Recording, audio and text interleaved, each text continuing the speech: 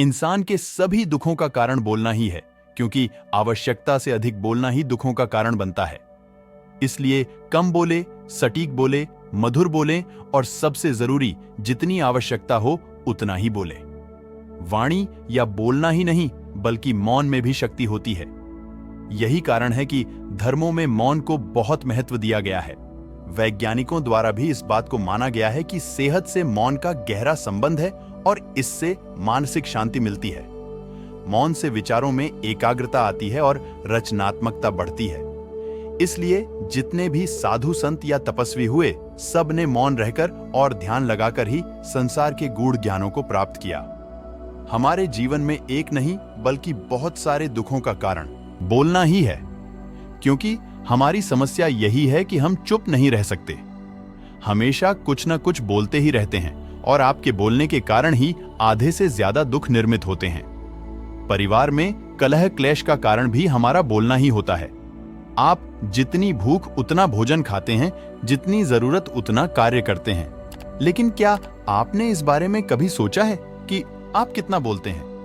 क्या आप उतना ही बोलते हैं जितनी आवश्यकता है, या अनावश्यक ही सारे दिन बोलते हैं? इस बारे में कभी अकेले बैठकर जरूर सोचिए कि आज आपने दिन भर में कितना बोला, क्या बोला और सबसे जरूरी कि क्यों बोला। इनमें से कितनी बातें जरूरी थीं और कितनी अनावश्यक। मनुष्य की प्रवृत्ति ऐसी है कि वह अपने मन में चल रही बातों को दूसरों को सुनाना चाहता है और दूसरा भी आपके साथ ठीक वही काम करता है।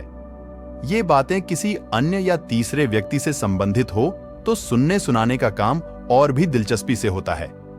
आप फिर जब कभी भी बैठते हैं तो इन्हीं बातों को फिर से दोहराया जाएगा और फिर से इन्हीं बातों पर विचार करेंगे। यह सुनने सुनाने का माहौल जीवन भर चलता रहता है और इस तरह से आप खो देते हैं अपना समय, अपना जीवन, अपनी सोच समझ और वो कीमती पल जिसमें जिया जा सकता है और जिसमें आनंद प्राप्त किया जा सकता है। इसलिए इस सुनने सुनाने के माहौल से बाहर निकलें। जब तक हम बाहर की ओर बोलते रहेंगे, हमारे भीतर अशांति रहेगी। जिस दिन हम मन से चुप हो जाएंगे, तब बाहर हमारे मुख से कुछ भी निकलेंगे, हम शांत ही रहेंगे। दुनिया में जितनी बुराइयां हैं, परिवार में क्लेश है, पति पत्नी में विवाद है, सब बोलने के कारण ही होते हैं। हम चुप रहना नहीं चाहते हैं, हमेशा सुना देना चाहते हैं, लेकिन व्यर्थ का बोलना ऊर्जा का नष्ट होना है। इसीलिए जितने भी बुद्ध, साधु और संत हुए, वे एकांत की ओर गए, क्योंकि उन्हें अधिक बोलना न पड़े और अधिक सुनना न पड़े। महावीर ने 12 वर्ष और महात्मा बुद्ध ने 10 वर्ष मौन रहने के बाद ज्ञान प्राप्त किया। महर्षि रमण और चाणक्य भी मौन के उपासक थे।